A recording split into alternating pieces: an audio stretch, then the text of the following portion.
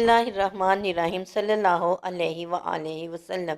आज हम चौथे रोज़े की इबादत यानी वज़ाइफ बताएंगे।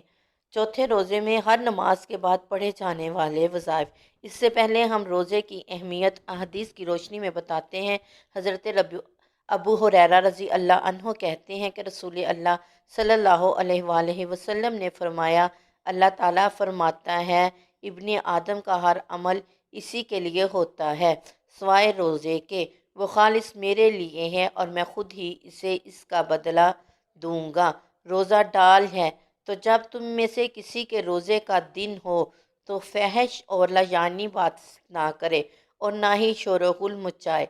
अगर कोई इससे गाली गलौज करे या इसके साथ मार पीट करे तो इससे कहे कि मैं रोज़ेदार आदमी हूँ। कसम है इस ज़ात की जिसके हाथ में मोहम्मद सल्लल्लाहु अलैहि वसल्लम की जान है, रोज़ेदार के मुंह की बू अल्लाह के नज़दीक मुशक की बू से ज़्यादा उम्दा है।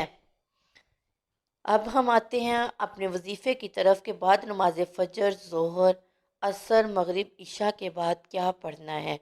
अगर किसी के एक साथ नहीं पढ़ा जा सकता तो वो नमाज़ों के बाद जब भी टाइम मिले एक साथ भी पढ़ सकता है, यानी इशा के बाद, मगरिब के बाद। ज़्यादा अफजल ये है कि फ़जर, ज़ोहर, असर, मगरिब, इशा जैसे जैसे इनके वज़ाइफ बताए गए हैं ऐसे ही इन नमाज़ों के साथ पढ़े जाएँ। बाद नमाज फ़जर सूरतुल फातिहा अल्हम्दुलिल्लाह को 40 मरतबा पढ़ना है। बाद नमाज ज़ोहर या हय्यु या क़य्यूम को 133 मरतबा पढ़ना है। बाद नमाज असर दुआए जमीला को 3 मरतबा पढ़ना है। बाद नमाज मगरिब सूरतुल तीन को 11 मरतबा पढ़ना है। बाद नमाज इशा सूरतुल मुज़म्मल को 3 बार पढ़ना है। अल्लाह ताला हम सब को इस वजीफ़े पर अमल करने की तौफीक अता फ़रमाए और इसके सदक़े अल्लाह हमारी परेशानियां हल करे, रिज़्क़ में बरकत दे, औलाद को नेक व सालिहा बनाए, हमारे घरों में अमन व सुकून हो, बीमारों को शिफ़ाए कामिला दे। आमीन सुम्मा आमीन।